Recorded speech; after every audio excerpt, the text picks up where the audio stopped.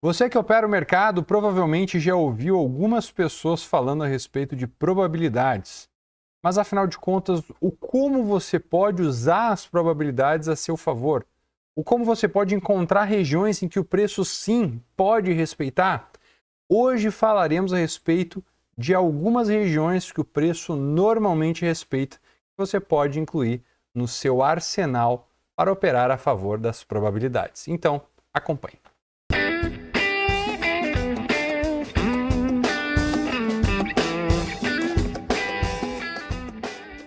Olá a todos que estão chegando agora, sejam muito bem-vindos. Para quem não me conhece, meu nome é Leandro Sander, faço parte da Power Inc. E a ideia do vídeo de hoje é falar a respeito das probabilidades. Se o preço corrigir, ele pode corrigir para onde? Se ele corrigir para essa região, como eu sei como eu posso reagir? Quais seriam as possibilidades para estruturar uma posição? Hoje a gente vai falar a respeito do Bitcoin e de como você pode sim encontrar pontos relevantes de suporte, resistência e principalmente zonas relevantes para você posicionar algum tipo de ordem. Eu estou com o gráfico do Bitcoin na minha tela, eu vou tentar ser o mais rápido e didático possível. Então, acompanhe a nossa ideia aqui. Esse aqui é o gráfico de 4 horas. Tá? A gente teve toda uma movimentação lateral, o preço rompeu abaixo, perdeu esse fundo, o qual a gente já falava algumas vezes sobre o preço capturar, perder essa região, capturar a liquidez. Aconteceu isso e depois disso rasgou para cima. Só que dentro de toda essa região a gente continuou com uma grande estrutura lateral. Isso aqui tudo se chama basicamente uma área de valor. A concentração maior de volume vai estar entre essa linha vermelha superior e essa linha azul inferior. E o que significa isso? Que 70% de todas as ordens, de todos os volumes negociados aconteceram aqui nesse range. Isso traz uma força muito relevante para o preço. Por quê? Porque aqui teve briga. Então, se o preço tentasse sair daqui, ele voltava para dentro. Se o preço tentava sair daqui, ele voltava para o centro da lateralidade. Então, isso aqui construiu um movimento em que deixou o preço preso, até que ele veio abaixo, foi rejeitado, veio acima, consolidou e conseguiu romper. O que a gente espera nesse momento? Bem, o primeiro ponto é, a gente espera que o preço consiga respeitar o quê? O que, segundo a análise técnica, a gente conhece como bipolaridade do mercado. Sabe essa região aqui de topo anterior que você conhecia antes como resistência? Enfim, ela foi rompida. Então, uma resistência rompida, segundo as leis do mercado, deve servir como um suporte. Porém, meus amigos, esse suporte, ele é um suporte de topos anteriores. Ele é o suporte mais forte? Talvez não seja. Por que não? Porque a estrutura que a gente tem aqui, ela teve sim a real demonstração de força, porém, quando a gente desconsidera só esse contexto de lateralidade e para de olhar apenas para essa região que deve servir como suporte e começa a olhar para quê? Para essa estrutura de impulso, ou seja, aonde que o preço aqui fez o primeiro impulso muito forte? Opa, foi aqui. Então, aonde que está a concentração de volume de toda essa região? Está aqui embaixo. Beleza? Então, está aqui embaixo. Então, tu começa a ter uma noção de para onde o preço pode ir. Para quê? Para tentar reagir a essa movimentação. Então, imagine só. Se você aqui em cima sabe que isso aqui é uma cunha, 70% das vezes ela vai romper para baixo, para dar uma possível correção. Ou para um teste no seu extremo, que foi o que aconteceu aqui, testou aqui o extremo da cunha, mas se a gente sabe que isso aqui vai acontecer e a gente pode iniciar uma correção, aonde o preço pode reagir de maneira positiva, para os compradores retomar a força, retomar as suas compras, mostrar que estão aqui para continuar a tendência. Bem, alguns pontos são os seguintes. Primeiro ponto, a zona de topo anterior da lateralidade que foi rompida. Então esse é sim um ponto importante. Agora, caso o preço volte para dentro dessa região, quais são as zonas mais relevantes? Primeiro ponto é, tu pode traçar um perfil de volume do primeiro impulso. Tu pode traçar um perfil de volume também, não só do primeiro impulso, mas como de toda essa perna de alta. E você vai poder observar que daí a maior parte das ordens já estão acontecendo aqui em cima. E quando a gente olha aqui para cima, parece que existem algumas divergências. Como é que tu sabe de algumas divergências? Vamos lá. Esse indicador é um dos indicadores que pode te ajudar, que é o RSI. Olha só, ele claramente está apontando para baixo. E o preço está fazendo o quê? Está apontando para cima. Então aqui em cima tu já não vai querer ficar procurando toda aquela compra. Por quê? Porque talvez o preço ele venha para uma correção. Porque já teve uma longa perna de alta. Então, nesse tipo de divergência, tu vai ficar um pouco mais cauteloso para compra. Se tu for operar compras, for operar sinais de long, tu vai procurar talvez scalps, day trade. Mas para swing nessa região, tu vai procurar algum tipo de estrutura para short. Ah, Leandro, mas a tendência está muito forte. Mas você pode, sim, dentro dessa estrutura, caso você decida não operar contra a tendência, ou seja, não operar algum short, nem que seja uma posição de 2, 3 dias, um swing mais curto, você pode pensar em fazer o quê? Em operar a compra no recuo. Então, se o preço recuar a determinado nível, tu vai estar preparado e organizar as tuas ordens para se posicionar. Então, vamos lá. O que a gente pode ver a partir desse ponto? Ó, a gente já sabe que o preço estava divergente, rompeu para baixo, agora testou essa região de novo. Observe que agora eu tenho duas legendas aqui. Primeiro do topo e aqui do fundo. Isso aqui configura para mim a estrutura de um range. Então isso aqui para mim, enquanto não ser rompido, seja para cima ou para baixo, isso aqui para mim é um caixote agora. Por quê? Porque eu vi um rompimento, essa barra não teve continuidade. Se o vendedor não consegue dar continuidade à movimentação da barra, eu tenho um equilíbrio das forças. E um equilíbrio, por consequência, constrói uma lateralidade. Então, se isso aqui é uma lateralidade, para onde ela pode ir? Bem, primeiro ponto é, se ela vier abaixo, quais são os níveis que ela pode respeitar? Ou seja, quais são os níveis que ela pode bater e voltar a subir? O primeiro nível é esse. Por que você sabe que o primeiro nível é esse? Porque tem uma probabilidade muito grande do preço respeitar todos esses topos. Beleza, Leandro. Se não respeitar, o que tu faz? Tu usa um stop. Então esse é o primeiro ponto. Tem que saber que tu tem que usar um stop. Então se o preço vier para cá, não respeitar, ok. Vai rasgar para baixo? Tu vai querer operar esse fundo? Talvez não. Por quê? Porque esse fundo aqui ele é basicamente a zona de topo anterior. Então se o preço não respeitar aqui, dificilmente ele vai segurar nessa região.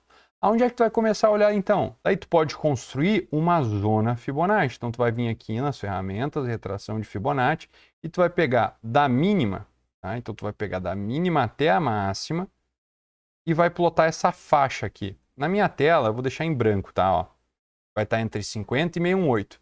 O que isso aqui significa? Significa, pessoal, que assim, ó, há muito tempo atrás, ocorreu um estudo que mostrava que dentro de uma estrutura de impulso, ou seja, uma estrutura de uma tendência, as ondas corretivas, elas retrocediam normalmente, em torno de 75% das vezes, entre 50 e 618. Então é normalmente, tu está lutando a favor da tua probabilidade aqui. Por quê?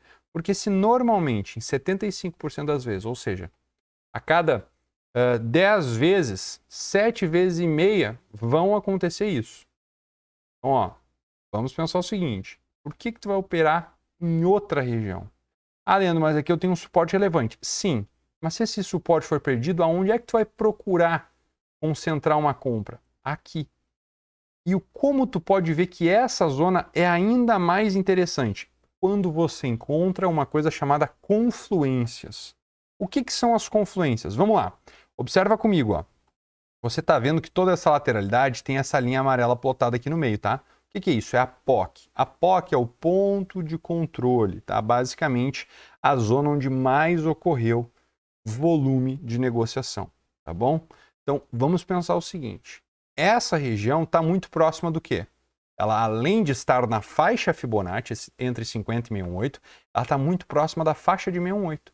Junto com isso, a gente teve uma pequena estrutura de um gráfico de 60 minutos aqui, ó, quando a gente cai no tempo gráfico, que foi essa lateralidadezinha aqui, ó, toda essa região aqui, ó. Essa zonazinha aqui, ó, pode ser uma reação muito interessante que vai dar base para um teste do preço. Então, tu imagina só que interessante isso. Olha só, a gente não sabe para onde o preço vai, se é para cima ou se é para baixo.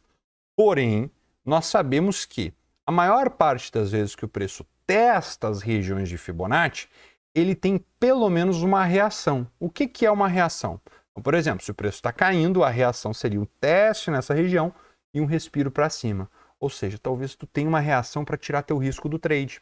Então, se tu está numa posição comprada, tu faz uma parcial para tirar o teu risco de stop e tenta manter a posição para buscar alvos mais altos. Como tu poderia configurar uma posição nessa zona aqui? Bem, tu sabe que isso aqui é um ponto relevante de compra. Olha só, zona de compra, faixa Fibonacci, 618, o nível chave. Essa região aqui de 618 também é muito relevante. Então a gente tem a estrutura de uma base para um swing de alta, ou seja, isso aqui foi uma base para um swing. Então quem comprou aqui conseguiu um swing. Se o preço retomar aqui, olha onde é que eu posso configurar uma compra. Qual seria uma possível configuração de compra aqui? Compra nessa região, stop abaixo dessas mínimas. Olha que interessante que eu estou dizendo para vocês, pessoal. Pode organizar as compras aqui, pode pulverizar ordens nessa região. Se tu quiser deixar uma zona ainda mais refinada, tá? Tu pode tentar esse tipo de movimento. Ó. Uma compra nessa faixa, tá? Só pela uma beliscada, o preço vem aqui, te pega e volta a subir. Aqui nessa estrutura, tu teria uma possível configuração para um long. Por quê? Porque se tu cair tempos gráficos, ó, tu vai ver várias ideias que vão te dar uma confluência. Primeiro, aqui tu tem uma coisa chamada order block. Se tu viu nossas últimas aulas aí, eu vou deixar esse vídeo de order block depois aqui, no final desse vídeo aqui, vai ficar como referência para tu assistir. Então aqui tu tem um order block de compra, tu tem uma zona de compra de Fibonacci, tu tem a POC muito próxima. Então nessa região, tu distribuir ordens, tu tentar fazer uma compra é muito relevante. Por quê? Porque daí tu tem uma possibilidade de montar pelo menos um teste. Ou seja, se o preço vier até essa região e depois voltar a subir para testar as faixas de 618 de novo da sua perna de baixa, tu já tem pelo menos um scalp. O que seria um scalp? Seria uma compra nessas faixas, então com stop abaixo dessas mínimas, seria um scalp de pelo menos 1 para 1. Aqui, na verdade, daria bem mais que um scalp, daria uma relação 3 para 1, quase 4 para 1. 4 para 1 se for buscar o 618. Então aqui tu tem um risco favorável para tomar. Por quê? Porque o preço pode muito bem simplesmente testar essa faixa e reagir de maneira positiva. Muito raras são as vezes que o preço rasga sem reagir a esses níveis que eu estou trazendo para você. Uma sugestão para você é observar o seguinte. Começa a plotar as faixas Fibonacci no seu gráfico. E então a sugestão é, plote zonas Fibonacci no seu gráfico, tá? Então estruturas de baixa, estruturas de alta e veja como ele respeita. É evidente, pessoal, não vai respeitar sempre, mas na maioria das vezes essas faixas vão ser respeitadas. Um próprio exemplo é o seguinte, dentro de toda essa pernada aqui, ó, de fundo ao topo, então pegando da mínima até a máxima, olha onde o preço veio testar exatamente, ó, o preço veio testar exatamente uma faixa Fibonacci para voltar a subir. Então, assim, é muito relevante você acompanhar essas estruturas de preço. Outra ideia para você que olha o Bitcoin e opera o Bitcoin, olhe também os gráficos da CME. Por quê? Porque os gráficos da CME geram gaps. E o que os gaps têm? Alta probabilidade de preenchimento. Então, como é que você vai fazer isso? Você vem aqui, digita BTC1 e um ponto de exclamação, tá? Tu vai vir aqui, ó, Bitcoin negociados na CME, tá? Que é a Bolsa Mercantil de Chicago. O que tu vai ver aqui? Gap fechado. Tu não assistiu nossa live de quarta, a gente falou sobre isso. O preço pode muito bem fechar esse gap e vir preencher o de baixo. Gap fechado. Ambos gaps fechados agora. Onde é que a gente tem um gap aberto? Lá nos 20.330. Pode fechar aqui? Sim, a maior parte dos gaps são fechados.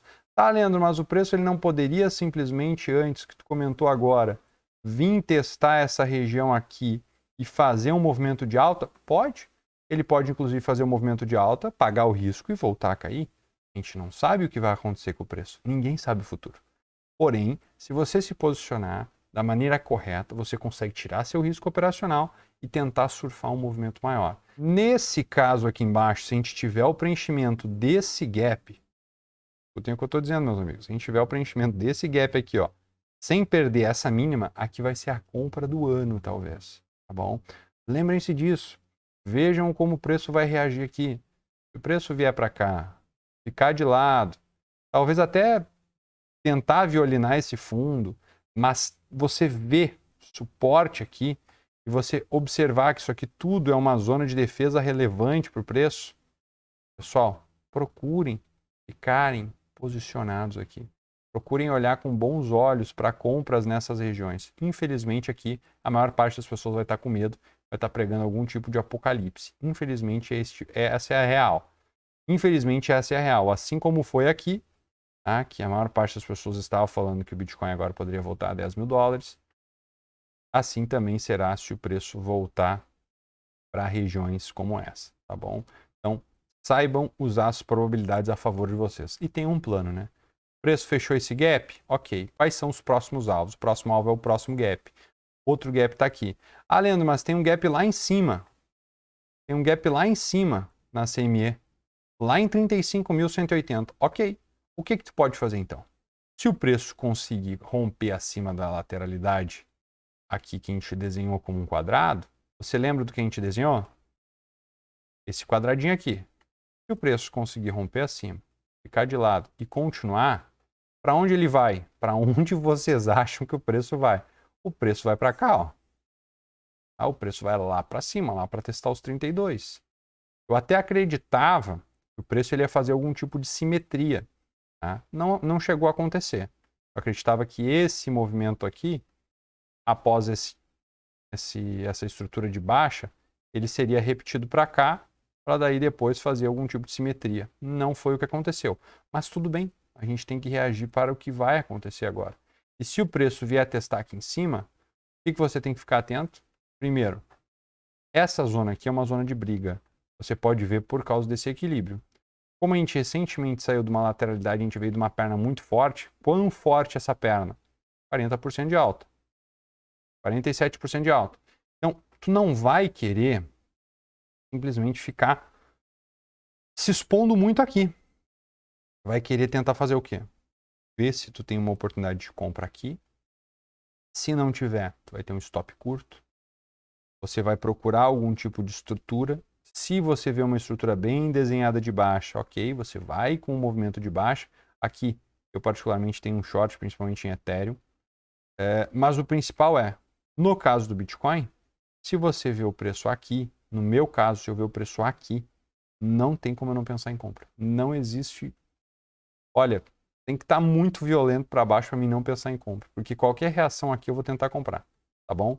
Então, operem a favor das probabilidades, usem Fibonacci. O preço chegou em 50,68, considera operar a favor desse movimento, que é o movimento da tendência.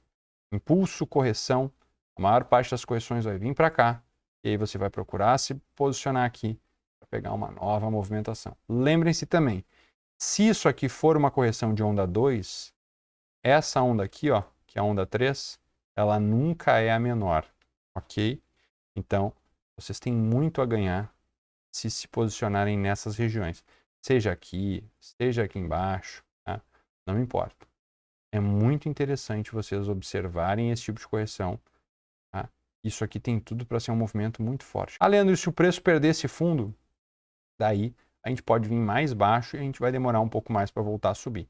Mas, até então, não tem nada que mostre que o preço vai perder esse fundo, pelo menos não na minha leitura atual, tá bom? Desejo a todos vocês uma ótima noite, eu espero ter ajudado vocês a entender um pouco mais de como vocês podem encontrar zonas de preço que são relevantes. Seja com o Volume Profile, seja com faixas Fibonacci e também com um pouco da leitura aí do Smart Money e também com zonas de ineficiência, tá bom? Espero ter ajudado mais uma vez. É isso aí. Forte abraço e acompanha esse vídeo aqui que eu vou deixar, ó, dos Order Blocks. Viu ali eu falando sobre um Order Block e não sabe o que é ainda? Assiste esse vídeo, tu vai ficar por dentro. Feito? Não se esquece, deixa teu like, se inscreva no canal e é isso aí. Até a próxima. Falou!